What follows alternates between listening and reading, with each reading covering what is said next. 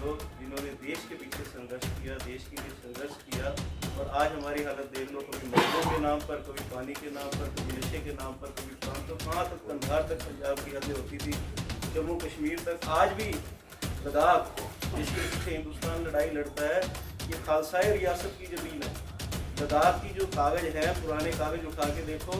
जब यहाँ सभा में उपस्थित सभी जाट खापाओं के मुखी सज्जन, प्रधान, नेता निहंग सिंह जत्थेबंदी से पहुँचे, हमारे महापुरुष और पंजाब से आए हमारे डॉक्टर साहब, महिला नारी शक्ति, और आप सभी जो इतनी देर से सभी व्यक्तियों ने अपने जो विचार हैं, बहुमूल्य विचार हैं, बुद्धिजीवियों ने अपने रखे हैं।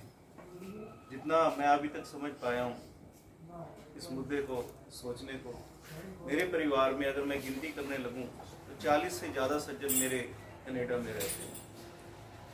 मैं गुरुद्वारा बंगला साहब रोहतक, वहाँ का सेक्रेटरी, वहाँ का स्टेट सेक्रेटरी हूँ, और रोहतक में जितनी सिख संस्थाएँ हैं तकरीबन सभी से जुड़ा हूँ।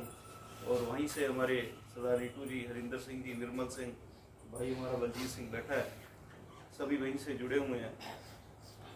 सो जहाँ तक कनाडा के मसले की बात है और आपस में सिख भाईचारे और जाट भाईचारे की बात का मुद्दा सभी ने अपने अपने विचारों से रखा है, तो सबसे बड़ी बात है, अगर हम ऐतिहासिक पहलू के अंदर झांक के देखें तो हमारे गुरु साहब ने भी कभी इस चीज़ में कोई फर्क नहीं डाला।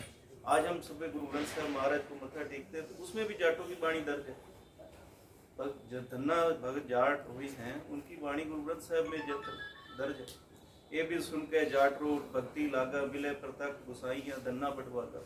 इसकी तो एकता की तो कोई बात ही है नहीं। ये तो एकता हमारे गुरु साहब के समय से चलती आ रही है, और हमारे गुरु साहब की जो सोच थी, जो दृष्टिकोण था, जो समाज को लेके चलने का था, वो तो हर एक मजहब, हर एक माइनॉरिटी की, हर एक सामाजिक इकाई को साथ लेके चलने का था।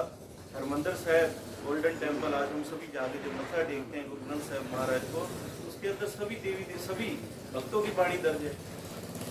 चौधरी देवीलाल जी का यहाँ पर फोटो लगा है, और चौधरी देवीलाल जी के बारे में मैं बताऊँ, हर साल मुझे जाने का भी वहाँ मौका मिलता है उनके याद में। चौधरी देवीलाल जी ने सदन के अंदर जब डिप्टी प्राइम मिनिस्टर थे हिंदुस्तान के, तो एक दिल्ली के अंदर जगह का झगड़ा था कि वहाँ मंदिर बनाए कि मस्जिद बनाए। उसका झगड़ा लोकसभा के अंदर जब भपका तो चौधरी देवीलाल जी ने खड़े होके वहाँ स्पीच दी, और उन्होंने कहा कि गुरुद्वारा बना, कि वहाँ से मुसलमान निकलेगा तो उसको आवाज़ सुनाई देगी, अल्लाह पाकम पाक है शक करो ये दूसर हो। कोई हिंदू निकलेगा तो उसको आवाज़ सुनाई देगी, राम राम बोल खोजते बटभागी।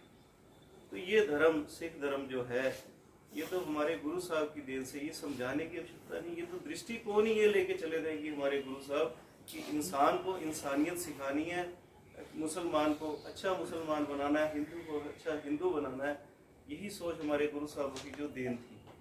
सो आज का जो कनाडा का मसला है, जो आपसी भाईचारे का वहाँ पर जो तकरीबन देखा जा रहा है काफ़ी समय से, और अब खुले तौर पे जो है दिख रहा है, तो ये बहुत गंभीर विषय है। इस बारे में भी वहाँ जितने भाई बंधु, मैं डेली फ़ोन पे बात होती है अपने छोटे भाई से, मेरा छोटा भाई भी वहाँ पर है, और चाचा ताई सबके मिला के मासी के बच्चे 40 से सज्जन बाहर है। US की बात करो, अमेरिका की बात करो, ऑस्ट्रेलिया की बात करो, टोटली हमारा सारा परिवार बाहर है। सभी से तकरीबन कल ही मेरी सिस्टर कनाडा सुबह गई है, तो हम उनसे बात करते हैं, वो तो कहते हैं जी हमें काम से ही फुर्सत नहीं है, अपने काम में जाना, गुरुद्वारे जाना। बाहर विदेशों के अंदर हमारे जितने बच्चे जाते हैं, वहाँ गुरुद्वारा साहब के अंदर 3 टाइम लंगर बनता है बच्चों के लिए स्पेशल, और किसी को खाने की मनाही नहीं कि तुम डेली आके खाते हो, और किसी को ले जाने की मनाही नहीं।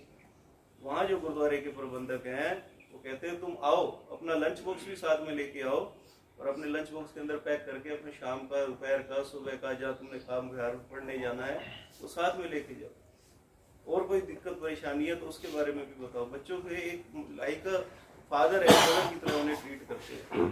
सो ये जो भाईचारा है ये इसी तरीके से कायम रहना चाहिए। और जहाँ तक बंटवारे की बात है, कभी पानी के मुद्दे पे बांटा जाता है जैसे मेरे से पहले का, कभी नशे के उस पर बांटा जाता है। ये इसीलिए बांटा जाता है क्योंकि ये जो सिख कौम है, ये जो जाट कौम है, इनका इतिहास उठा के देख लो, जिन्होंने देश के पीछे संघर्ष किया, देश के लिए संघर्ष किया, और आज हमारी हालत देख लो, कभी मजदूरों के नाम पर, कभी पानी के नाम पर, कभी नशे के नाम पर, कभी प्रांत, तो कहाँ तक कंधार तक पंजाब की हदें होती थी, जम्मू कश्मीर तक, आज भी लद्दाख जिसके पीछे हिंदुस्तान लड़ाई लड़ता है, ये खालसाई रियासत की ज़मीन है।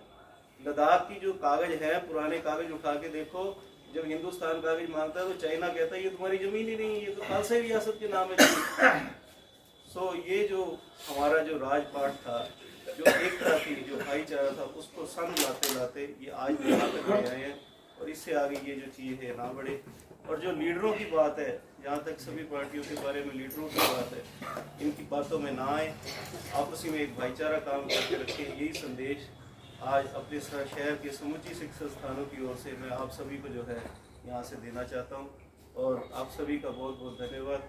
वाहिगुरु जी का खालसा, वाहिगुरु जी की फतेह।